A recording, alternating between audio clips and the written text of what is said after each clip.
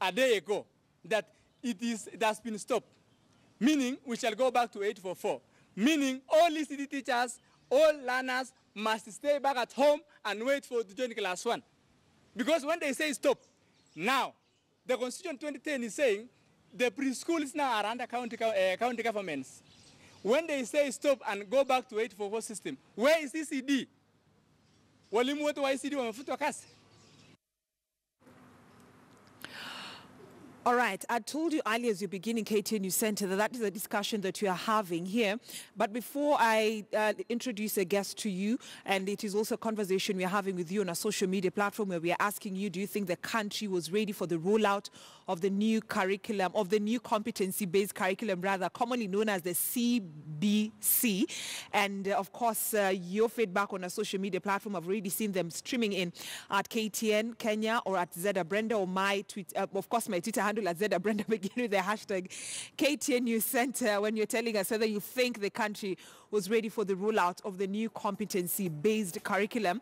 And as we're still having that conversation on a social media platform, I also need to give you the breakdown of some of the issues that are being raised by various stakeholders. We have the Kenya Private Association Alliance, and of course the early education teachers have also raised concerns. So on your screen are some of the new curriculum issues that are being raised. Now, remember last week when Education Cabinet Secretary Amina Mohammed appeared before the National Assembly Education Committee, she told the committee that lack of funds might be, one thing that's hindering the implementation of this. But one of the major things that she really stressed on was the inadequate infrastructure and resources, and of course training of teachers, because remember, as much as this new curriculum is to be implemented, there is a lack of enough inadequate resources when it comes to preparation of the learning materials. We've seen so many concerns raised about the curriculum books that are being used. Some have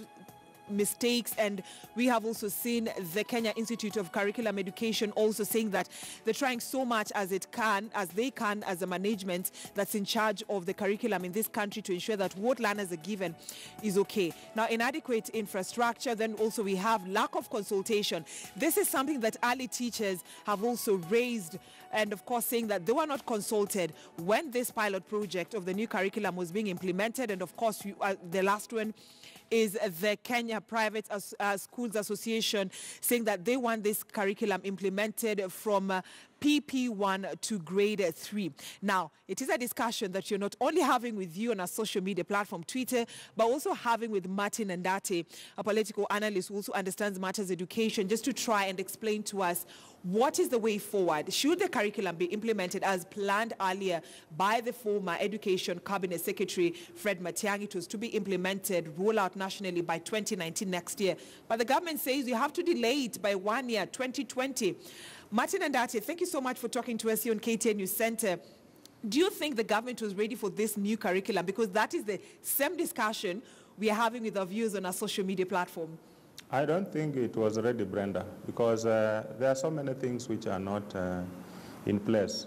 As you heard the CS say, they didn't properly plan for the budgetary allocations. She's talked about a rollout figure of 365 billion for 4 years. That is a lot of money. That works out to over 90 billion shillings per year. And as we are talking currently, we already have a very serious deficit in our budget.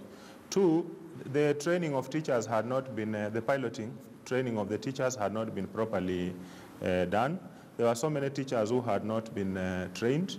3, the consultations. You've heard even the ECD teachers, they are complaining, but at the same time, they're also saying that they had not been involved. So I think it makes more sense to involve them and train them properly so that they are able to play their rightful role. Then when you look at, there are even issues of culture change, because the curriculum-based system, you need, it's more about the learner.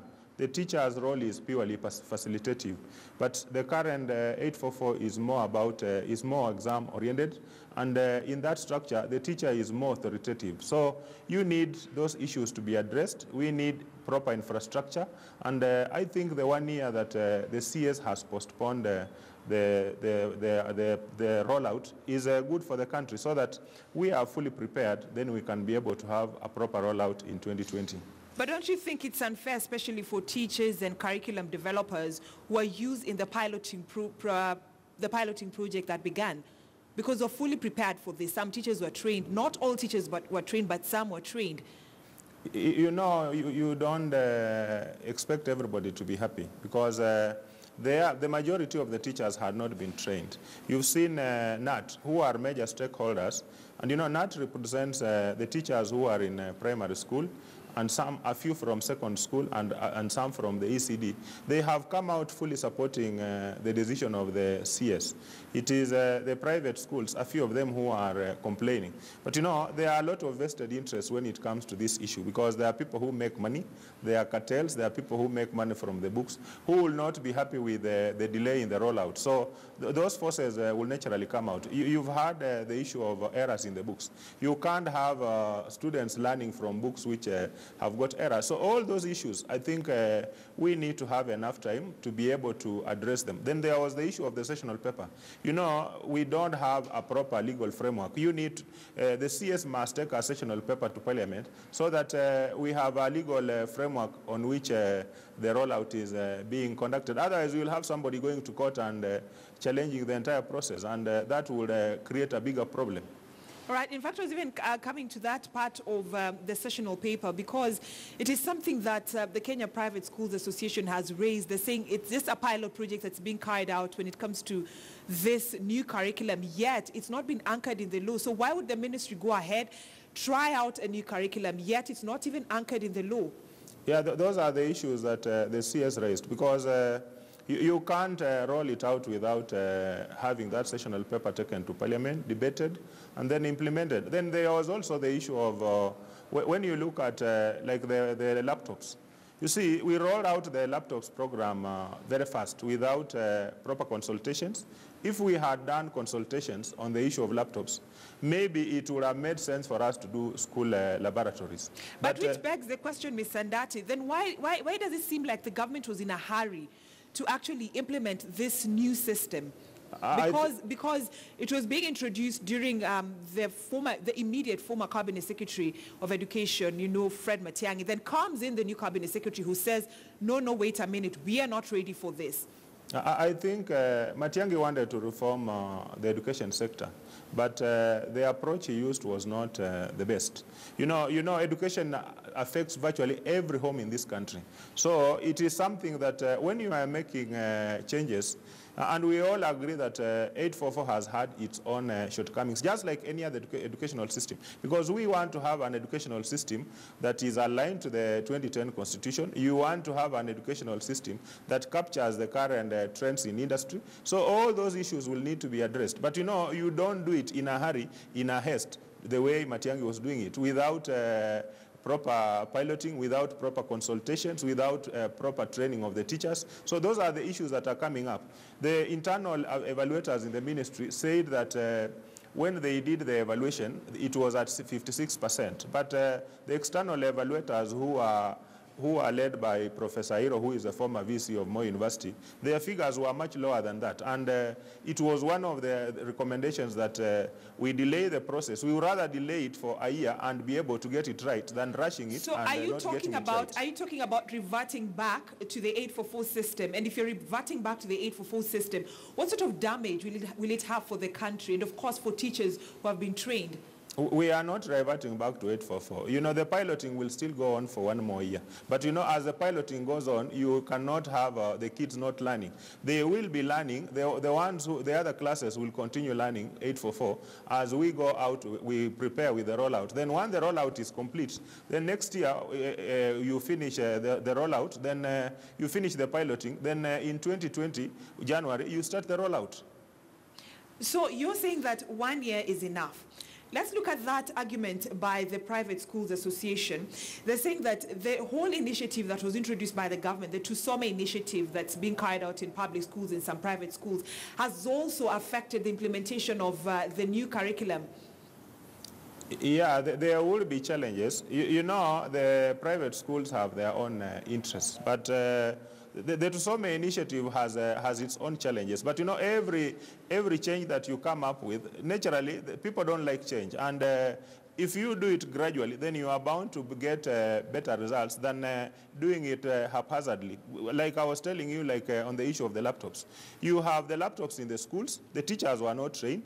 Now, you have 95% of the laptops. They are not being utilized. So it's only 5% of the laptops which are being utilized, because some of the places where we took the laptops, there was no electricity. Some of the places, the teachers were not properly trained. Then there was no culture change. So you have the gadgets. We sank in 27 billion shillings down the drain, and yet we are not getting value for our money. So I think that is the argument that the CS was trying to advance, that we give it a little bit more time. There will be a few challenges here and there, but we navigate them, get the legal framework right, and get the teachers properly trained, pilot properly, put in place infrastructure. Then we roll it out when we have enough budgetary allocations, and that will be in 2020. All right, and private schools, as we wind up this conversation, Mr. Ndati, private schools want President Uhuru Kenyatta's Deputy William Ruto to intervene. Are we likely to see the President support his Cabinet Secretary, Amina Mohammed? When they talk about the President intervening, because already the CS has come out clearly to say that they are piloting for 1 more year. You know, the policy in Minister of Education is made by the CS. It's not made by the President. So I don't know what kind of intervention they will be asking for. All right, let's see how that plays out in the next few coming days. So much divided opinion about this new whole curriculum of 26333 against 844 system. Should we revert back to 844? Should we continue with the new curriculum to be implemented